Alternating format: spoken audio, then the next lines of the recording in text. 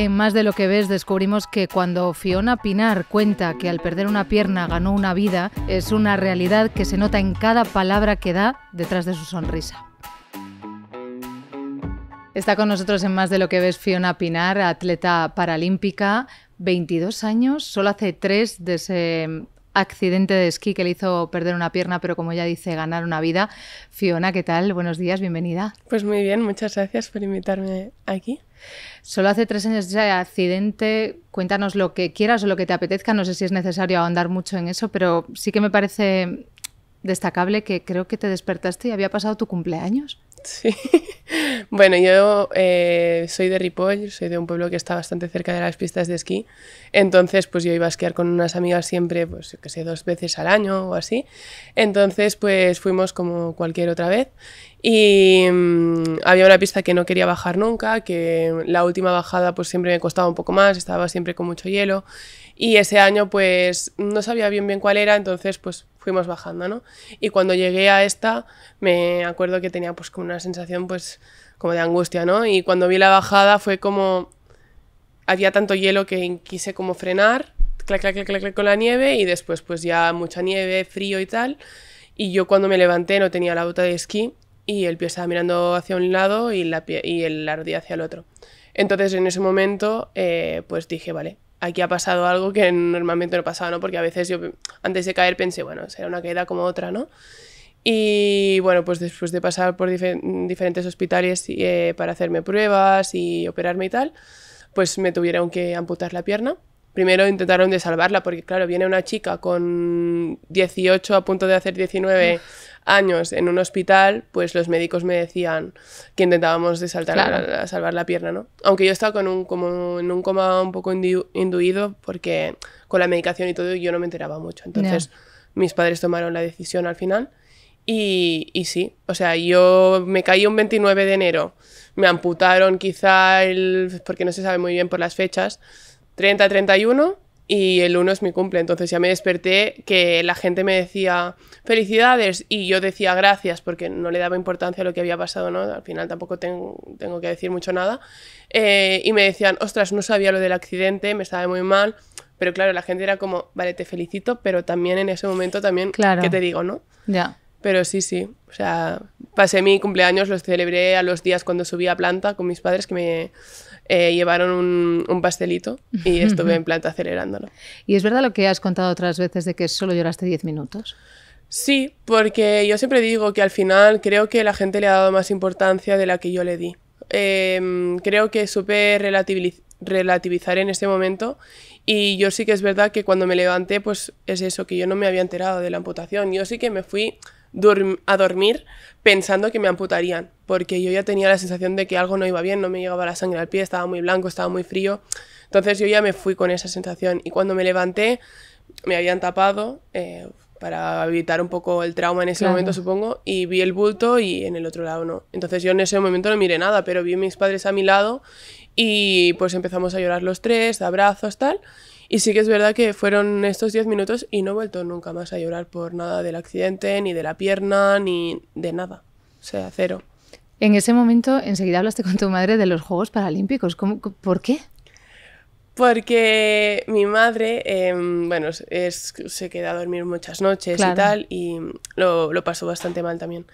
Y pues vio la oportunidad cuando yo le dije que lo que más me preocupaba era el hecho de que no podría volver a correr. No era atleta en ese momento, pero sí que me ha gustado siempre mucho correr. Y el deporte en general, ¿no? Sí, el deporte en general y el atletismo sobre todo pensaba, es que me gusta y quizá en ese momento me hubiera dedicado al atletismo en otras circunstancias, ¿no? Lo iba posponiendo, entonces pues cuando me pasó esto yo le dije, lo que me sabe más mal es que no podré volver a correr. Y mi madre en ese momento vio como la oportunidad y me dijo, ¿sabes que existen los Juegos Paralímpicos, que hay personas con amputaciones, que con prótesis puedes volver a correr? Y entonces pues se cogió un poco a ese clavo y pues al final pues una por la otra, pues sí, pues vamos a hacer esto y cuando tenga dinero pues compramos la prótesis de correr y cuando tal, y al final lo conseguí. Desde luego, y tanto que lo conseguiste. Oye, ¿y lo del beso a la rodilla? ¿Eso lo sigues haciendo o solo se lo diste antes de despedirte de ella? Antes de despedirme de ella, o sea, fue porque yo como pasé diferentes operaciones, yo cuando me desperté estos 10 minutos, claro, yo aquí no había pasado todo, habían pasado solo 3 o 4 operaciones, ahora no me acuerdo, fueron 7 en total.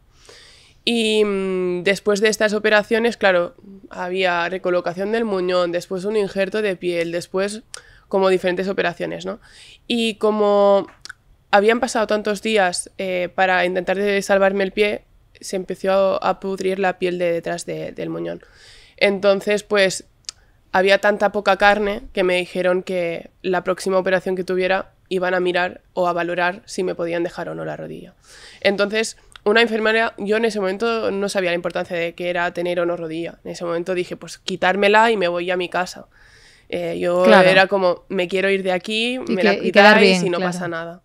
Y una enfermera me vino, y no me acuerdo de su nombre, pero era muy, muy buena persona. Y me dijo que quizá volvía sin rodilla y que me tenía que despedir de la rodilla porque era una parte de mí, ¿no? Y que no me había podido despedir del pie, entonces que me tenía que despedir de la rodilla. Entonces, en ese momento, yo no le di más importancia, le di un beso a la rodilla, le dije, bueno, ojalá salgas con la rodilla, y entré a quirófano. Y cuando salí, pues sí que la gente estaba como muy ilusionada, y yo pensaba, bueno, pues sí, igualmente ya me han cortado un trozo, tampoco, ¿no? Pero después he entendido la importancia de una prótesis con rodilla o sin rodilla, cambia mucho. Hay mucha diferencia. Mucha diferencia. Yo al final doy el impulso desde arriba y se me mueve toda la pierna, pero con la rodilla que es mecánica o que se enchufan o lo que sea, sí, es un movimiento que tú das desde la cadera, no reacciona lo mismo, además vas mucho más cojo durante todo el día, entonces también repercute en tu espalda, bajar escaleras o subirlas tampoco es lo mismo, entonces cambia mucho. Oye, ¿y ese juego que hacías con tu madre de irte tocando el muñón para ver si tenías sensibilidad, lo sigues haciendo o ya no? Hasta hace nada lo seguíamos haciendo porque o sea, yo me lo tomaba a juego y mi madre también, pero sí que era como que a mi madre le gustaba ver hasta dónde recuperaba la sensibilidad, ¿no? Porque yo no notaba nada. O sea, era muy frustrante que me tocaban aquí y yo hasta que pasaba un rato y mi madre me decía, ya te he tocado, y yo pues no lo he notado. Entonces era como un poco, ¿cómo es posible, ¿no? Que me estés tocando y para una persona que no sabe lo que es no tener sensibilidad es muy como raro, ¿no? Pensar que tú te tocan y no sientes absolutamente nada, es como si fuera un papel. Entonces, pues jugábamos a eso y era un poco para intentar de estimular la zona, para intentar de recuperar un poco. Claro. Oye, antes de ver el accidente, llevabas flequillo.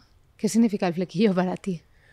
O haberlo dejado, haberte abierto así, despejado la frente. Yo creo que, bueno, yo siempre lo digo, que al final tengo como 2 cumpleaños y que el día del accidente para mí es como muy trascendental, ¿no? Y que para mí pues ha abierto otra Fiona y otra posibilidad y otra luz y pues muchas cosas, ¿no? Muchas cosas buenas, por eso el ganar una vida, ¿no? Pero yo de pequeña era muy tímida, muy vergonzosa, y para mí el flequillo siempre lo llevaba, pero por encima de los ojos, que mi madre me decía, a ver, te puedo cortar un poco más para que veas un poco, y yo no, para aquí está bien.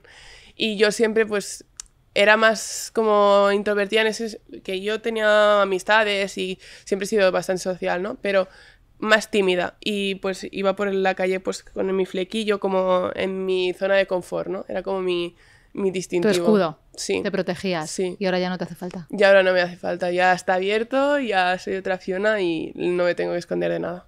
Es significativo también uno de los vídeos que colgaste en redes, que es la primera vez que te bañas en el mar con la prótesis, que yo pensaba, madre mía, esta chica que antes iba con el flequillo mirando, como tú dices, para abajo, y de repente te pones en bikini en la orilla del mar con la prótesis y dices, voy a compartir con vosotros este momento tan bonito. Es impactante. Es impactante. Y también fue, claro, es que no valoramos el hecho de ir andando hasta la orilla, porque yo iba siempre con las muletas o saltando. Claro. Y no lo valoramos, pero para mí fue un día muy, muy importante.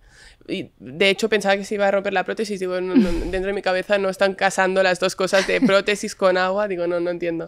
Pero sí, de hecho, o sea, en el vídeo, creo que, no sé si lo dejé o no, pero dije, guau, me estoy muriendo de vergüenza, mientras iba hasta la orilla porque pensaba, es que me está mirando todo el mundo aquí con un micro, con una persona que me está siguiendo con la cámara, digo, bueno, aquí estoy dando un poco la nota, pero no, estuve muy bien. Yo creo que lo más bonito del vídeo es cuando dices, bueno, ya, que quiero disfrutar del baño. Sí, sí. Y ya está, y te quedas ahí bañándote tú. No, la verdad que yo creo que ese momento bien. tuvo que ser muy bonito. Sí, sí, fue muy, muy, muy bonito. Muy emotivo, porque recordaba cómo estaba hacía un tiempo y pensaba, es que qué guay que ahora puedo estar bañándome como una persona normal.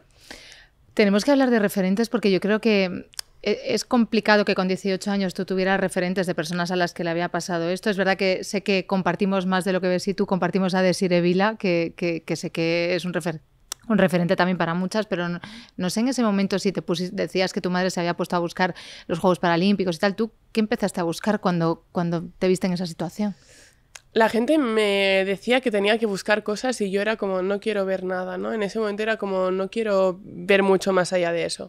Pero sí que es verdad que una amiga me trajo un libro, que era el de Desiree Vila, en el hospital, y para mí fue muy importante, porque ella expresaba cosas que yo en ese momento estaba sintiendo, claro. Y yo apuntaba en lápiz al lado del libro pues las cosas que a mí me estaban pasando también en ese momento. No lo he vuelto a releer y creo que sería algo que tendría que hacer dentro de poco porque habrá ya pasado un tiempo, pero para mí fue muy importante este libro, me ayudó mucho. Y como referentes pues también mi madre es uno de los referentes porque al final es quien también me ha ayudado pues a llevar cualquier situación y tener esta actitud también es gracias a ella. ¿Y tú te sientes ya referente? Mucha gente cree que soy un referente, ¿no? Yo todavía creo que tengo mucho camino y quiero influir para bien a personas siempre que ellas quieran, pero ¿no? Probablemente ya lo estás haciendo. Supongo que sí, supongo que alguna persona seguro que sí, pero estoy muy contenta. Por eso también hago redes sociales, en mi Instagram, bueno, intento hacer cosas porque al final pues creo que ayudan estas cosas. Y ya no solo por una amputación, pero mucha gente me dice, es que ¿cómo me voy a hundir yo porque me ha dejado la pareja si tú con una pierna estás haciendo eso, ¿no? Entonces, para personas sin discapacidad también puede ser un punto de choque de realidad, ¿no? Sí. Que al final yo me he tenido que dar como la hostia para darme cuenta de muchas cosas y que no todo el mundo se tiene que dar este choque de realidad. Es complicado efectivamente hablar de referentes en una situación de este tipo. Hay una cosa que tú hiciste que creo que es crear como un grupo de WhatsApp que se llama Amputados. Sí. Porque hay otra cosa también que yo he buscado y no hay datos oficiales de personas amputadas en España. No. ¿No hay? No. Yo no, o sea, yo los que recibo bastantes mensajes pues al día, claro. Y muchas personas que yo que sé, acaban de tener un accidente y mucha gente no me escribe la persona en sí, sino su alrededor. O sea que yo creo que esto de no buscar referentes es más común de lo que parece. Y su alrededor pues se preocupan por la persona y empiezan a buscar ellos referentes y tal, claro. Y me contactan. Y en ese momento, si yo veo que es de una zona bastante cercana de donde yo soy o de donde somos todos los que estamos en el grupo, pues digo, va, somos 4 creo en el grupo. No hablamos mucho, al principio hablábamos mucho más, pero también es un proceso. Al final, al principio necesitas como más apoyo, necesitas que te digan, pues, este producto va bien, esta cosa ves aquí. Pero cuando ya llevas un tiempo, al final, pues cada uno sabe lo que funciona, ¿no? Y sí que es verdad que queda pendiente hacer como una quedada, ¿no? De todos vamos a juntarnos y después de haber compartido algo tan traumático también empatizas mucho más con la persona y sabes por lo que ha pasado también. Vamos a hablar contigo sin duda de logros deportivos y de la trayectoria tan rápida y tan brillante de tu carrera, pero antes de eso a mí me gustaría hablar contigo porque a los deportistas siempre se os ensalza mucho pues eso, los logros, la resiliencia, la superación, pero me gustaría hablar contigo también de las trabas que las hay burocráticas y económicas. Antes lo mencionabas cuando decías, cuando tengamos dinero compraremos la prótesis. Háblanos un poco sobre esto, porque además tú tienes concedido, creo, el 33% de discapacidad. Sí. ¿Es suficiente? A ver, es que yo tengo el 33% de discapacidad, pero no tengo movilidad reducida, entonces tampoco tengo la plaza de aparcamiento, por ejemplo. Yo esto no lo encuentro bien. O sea, al final, por menos a veces te la dan. Y yo sí que eso es algo que tendré que luchar yo, pero me sabe mal que yo tenga que luchar por mí, que no pueda luchar por un conjunto. Claro. Porque todos, al final, los que tenemos una amputación y somos jóvenes, no nos la conceden. Y esto creo que es muy injusto. al final, obviamente, soy atleta, mucha gente me dice, ya, pero ¿cómo te la van a conceder si eres atleta? Ya, pero no es lo mismo que yo me levante a las 9 de la mañana y ande 100 metros para ir a buscar el coche, que no me supone mucho nada, pero yo a las 9 de la noche, cuando llevo 12 horas con la prótesis, pues quizá a mí sí que me supone el hecho de hacer 100 metros más o 100 metros menos. Y es que a veces no son 100 metros tampoco. O a veces tengo una llaga y tengo que ir con muletas. O a veces tengo una llaga y voy con silla. Es que claro, al final hay muchas variantes. Yo entiendo que el hecho de que con el 33% sea más complicado, pero es que la movilidad reducida creo que tendría que tenerla, la verdad. Pero esto al final es complicado de cambiarlo. Y sí que por mi parte sí que hice un vídeo hace tiempo, pues hablando un poco de esto, pero creo que en algún otro momento tendré que intentar de hacer algo también. Y hablando de las prótesis, cuando te sucede esto, la sanidad pública te concede una prótesis, efectivamente, pero no una prótesis que vale para todo. Antes hablábamos del mar, ahora estamos hablando del deporte. Creo que la primera en luchar esto fue tu madre, Edwina, a través de una carta a un periódico. Sí, sí. Mi madre está estudiando comunicación, ya con su edad, todavía está a punto de terminar la carrera de comunicación, y envió una carta a un periódico pues reivindicando el hecho de que al final no todos somos iguales, no tenemos todos la misma vida, y al final te garantizan una vida plena, pero no tienen en cuenta tu edad o tu nivel de actividad física o nada. Al final yo tengo las mismas que no digo nada, pero yo tengo las mismas prestaciones que un señor de 80 años que no se mueve de su casa. Al final, yo si este señor hace deporte, yo creo que se le tendría que conceder independientemente de la edad, pero no se valora el caso particular, ¿no? Y esto al final lo que pasa es que pues el deporte no puede ser para todos, no es asequible para todos. Claro, porque con la prótesis que te concede la sanidad pública tú no podrías hacer deporte. No, o sea, con la prótesis, a ver, podría hacer deporte, pero gimnasio, medio correr, pero no puedes correr porque el muñón acaba hecho un Cristo.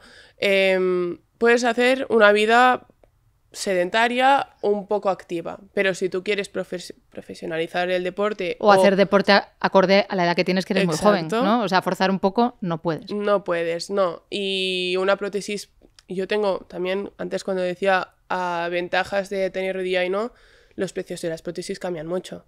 La mía vale, la de correr vale unos 7.000 euros, pero una con rodilla artificial quizá vale ya unos 40.000 o unos 30 y largos. Entonces cambia mucho, es mucho el cambio, ¿no? Y creo que esto se tendría que pautar de alguna manera. Tampoco, o sea, no puedo decir mucho nada porque tampoco tengo la solución a esto. Ya, no, sí, simplemente para que todo el mundo sepa qué es lo que sucede, ¿no? Porque muchas veces nos quedamos solo en la parte de arriba, ¿no? Y hablamos solo de los logros deportivos, la maravilla que es que tú en tan poco tiempo hayas conseguido irte al Mundial, a los Juegos Olímpicos, pero hablamos poco del esfuerzo que hay detrás, por supuesto de tu familia que te acompaña, pero no solo del esfuerzo emocional, también del esfuerzo económico. Y lo que dices tú, las oportunidades no son iguales para todos. Total. Bueno, vamos a cambiar así un poco para ponernos un poquito más contentos. Cuéntanos, esto lo has contado alguna vez, pero claro, es una cosa en la que no caemos los que tenemos afortunadamente dos piernas, que es que siempre te sobra un zapato en las prótesis que llevas precisamente para correr. Total, porque aquí al final yo llevo pantalón largo no se ve nada, ¿no? Claro. Y aquí utilizo la bamba pues como cualquier persona, ¿no? Pero en las de correr al final, no sé si tienes presente cómo son, pero son como una C de fibra de carbono que al final tiene ya los tacos en la fibra. Incorporados, no necesita zapato. Exacto. Y entonces siempre me sobran zapatillas que están para estrenar porque yo no las puedo utilizar. Del 41 con tacos, entonces pues he intentado hacer un poco de movimiento para intentar de buscar personas pues que las puedan utilizar, porque al final creo que es un desperdicio. Valen bastante dinero. Unas zapatillas de correr de competición valen bastante. Entonces dije, pues mira, si igualmente tengo que utilizar una, pues la otra la puede aprovechar alguien. Pero es complicado. Es complicado. Porque no hay tantas personas que solo necesiten solo una, claro, que sea un 41 y que hagan atletismo de velocidad. Es que sí tienen que dar como muchas cosas, ¿no? Y cuando tuve un altavoz grande, pues lo dije. Y entonces ahí sí que quizá más personas se pudieron interesar, ¿no? Se acercaron. Pero claro, si no tienes un altavoz grande es como algo muy específico, muy concreto. Y cuesta más. Oye, acabas de venir de la India, no solo has hecho atletismo, te has estrenado con peso también. ¿Eso por qué? ¿Te llamaba la atención? ¿Te gustaba? ¿Qué te ha llevado ahí? A ver, yo después del accidente, 2 meses después, yo sabía que mi medicina o mi motor de vida iba a ser el deporte. Entonces yo 2 meses después de salir del hospital empecé con el CrossFit. 2 meses después de salir del hospital, Sí. de 7 operaciones, 41 días... Sí, yo necesitaba hacer algo y encima adelgacé muchísimo porque no se me hizo como un tapón en el estómago, no podía comer y dije yo necesito recuperar esto, ¿no?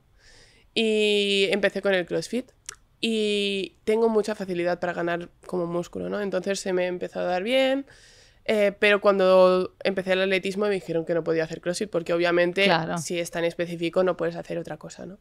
Entonces yo ya tenía, yo creo que la memoria muscular yo creo que existe y siempre pues se me ha dado bien mover pesos. Entonces cuando empecé ahora en el CAR de Sant Cugat estoy entrenando con un entrenador de combinadas. Entonces ellos, yo veo que hacen pues muchas pruebas, ¿no? Peso, hacen jabalina, hacen pues velocidad, hacen salto, pues muchas cosas. Y dije, va, pues un día voy a probar el peso. Y vi que no se me daba mal, entonces pues empecé a entrenar también, compaginándolo con Por la si velocidad. lo demás no fuera suficiente, ¿no? Dije, bueno, al menos también pues necesitaba una prueba que intentara de no tener tanta presión, porque al final tú cuando corres son 13 segundos Ya. y son 13 segundos. O son 20 segundos y son 20 segundos. Pero cuando tú tienes el peso, tú tienes una oportunidad, analizas lo que has hecho mal y vuelves a lanzar al rato, ¿no? Necesitaba una prueba que fuera también, pues, como me quito presión, ¿sabes? Si no va bien un tiro, pues no pasa nada, tengo pues unos cuantos más. Claro. Y pues empecé con el peso y dije, va, pues bien. Y al final pues se dio y me está gustando. Creo que en tu objetivo siguiente está Los Ángeles. ¿Y ahí tienes pensado ir con peso o no? Sí, a ¿Sí? ver, peso seguro. Peso seguro. Sí, Vale, yo vale. creo que sí.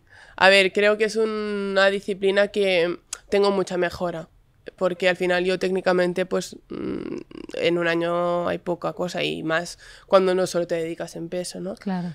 Pero estoy muy contenta con los resultados y la verdad es que esto me motiva pues también a intentar de mejorar más, intentando de no dejar nada. Y estamos hablando de 2028, así que, vamos, por lo que cuentas, igual todavía te metes en otra disciplina más, ¿no? Bueno, me estaba planteando muchas cosas, pero en principio el atletismo siempre me gusta mucho y me tira más. Salvo que te llamen de Masterchef. Guau, me encantaría que me llamasen, ¿eh? O sea, está todo dicho. Porque te encanta cocinar. Me encanta cocinar, me encanta. Y también para mí es una manera de decir te quiero a alguien, ¿no? Cocinar y cocinarle bien y hacer cosas que sé que le van a gustar, pues para mí también es una manera como de decir, pues te aprecio y también es una manera de expresión para mí, porque al final no soy la típica que seguía una receta y 200 gramos de... No, yo me pongo y tengo muy buen olfacto, entonces voy oliendo, vale, le falta pimienta, pues le pongo, ¿sabes? Y entonces es como más creativo. Sí. Vengo de una familia de artistas, entonces ¿Ah, sí? esto de la creatividad lo llevamos en la sangre. Qué bueno, y además está muy bien que cuentes esto porque normalmente cuando uno piensa en un centro de alto rendimiento, en una deportista de élite, piensa en unas dietas muy estrictas, en todo muy medido, muy cuadriculado y tú te dejas llevar en la cocina.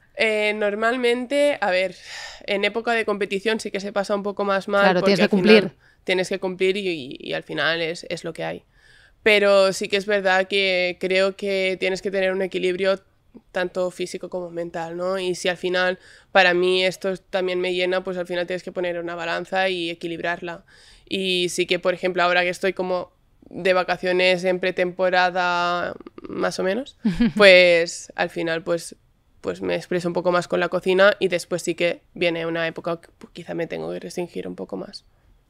En más de lo que ves esta temporada estábamos preguntándoos por algo un poquito más personal de lo que mostráis en las redes, por algo que sea casi un secreto. ¿Hay algo que puedas compartir hoy con nosotros? A ver, hay una cosa que yo no he contado nunca, pero porque también, a ver, cuando la cuente me vas a decir, pues que en qué situación se puede dar que tú cuentes esto, ¿no? También.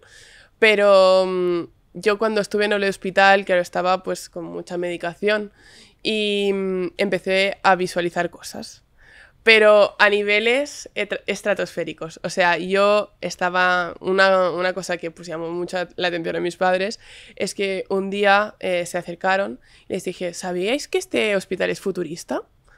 Y mis padres, ¿cómo que futurista? Y yo que sí, porque cuando os habéis ido, pues yo era como que veía que las paredes era como que no estaban, ¿no? Y yo podía ver como detrás de las paredes y que todo como que subía y bajaba como si fuera una obra de teatro que va bajando, o sea, como el escenario, ¿no? Como si fuera un ascensor. Y yo veía eso. Entonces, y que las paredes pues se ponían más estrechas, más anchas, que subían, bajaban. Y les dije que estaba en un hospital futurista. Y mi madre me dijo, bueno, ¿le podéis bajar la medicación, por favor? Y hasta aquí, hasta aquí. ¿Y has vuelto a tener o no? No. Fue eso y después otro día que también estaba en el hospital, que me iba, visualizó, una amiga mía me venía a ver, pero no podía entrar en la habitación y cada vez se iba como más lejos, más lejos, más lejos. Pero nada más, no he tenido nada más. Todo eso pasó y fue producto de lo que fue, ¿no? No, ahora ya es risas, humor y ya está. Y cuando pasas por el hospital le sigues diciendo a tus padres, mira, el hospital futurista, ¿no? Sí, yo me acuerdo mucho porque tengo es que la imagen clavada, lo podría dibujar ahora mismo, perfecto. ¿Tus padres han sabido seguir tu ritmo y tu humor? Al principio costó. Sobre todo mi madre lo llevó al principio bastante mal y también mi padre, pero mi madre quizá un poco peor en este sentido, pero después al final ella me decía, pero ¿cómo me lo puedo yo tomar mal si ella está bien, ¿no? Entonces al principio yo intentaba como de llevarlos un poco más a mi terreno y decir, no, está todo bien y tal, para que tampoco se hundiera nadie, ¿no? En ese momento éramos, yo tiro de ti, tú tiras de mí, ¿no? Entonces pues... Ahora ya bien, y ahora ya el humor y todo. Sí que es verdad que mi madre, si digo alguna cosa muy heavy, porque yo cuando tengo confianza las dejo caer, me dice, Fiona, ¿quieres decir que tienes que decir eso? Pero bueno, se lo tomaba en humor siempre. Con mucho humor nos has dejado a nosotros también. Muchísimas gracias por haber estado hoy aquí, Fiona. Ha sido un placer. A vosotros, de verdad.